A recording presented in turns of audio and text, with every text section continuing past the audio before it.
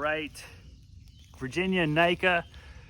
I'm gonna share a couple tips over the next few weeks during the summer to keep you guys busy, and also to share some of my favorite drills and bike practice tips. So one of the things that I really like to practice on my sort of easier days and trail days is to do some drills. Cornering drills, one of my favorites. So I'll practice doing brake slides in a parking lot, front brakes, rear brakes.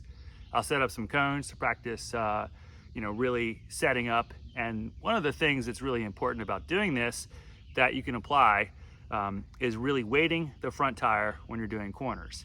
So the culmination of these skills, I'll show you how it affects your riding on the trail and how you can counter steer and even counter brake into corners once you've developed those skills.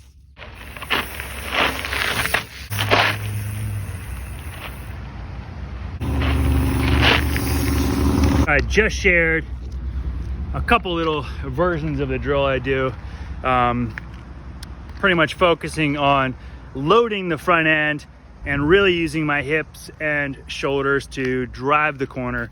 It's amazing how you can progress from doing rear brake skids, which you can really do better if you unweight the back of the bike, to actually being able to do corners without the brakes. So if you saw the last few I did, that was with no brakes, just using my hip and driving down on the front to keep traction on the front wheel while sort of lifting and unweighting the back end. And that is a key tenet of cornering fast, and just sort of initiating the corner without really counter steering.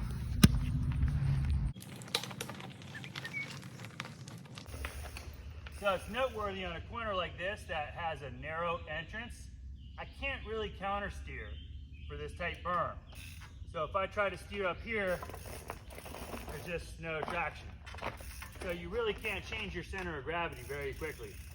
So a lot of people will end up getting out to the really wide part of this corner and having to grab some brakes. That's where counter braking comes into play.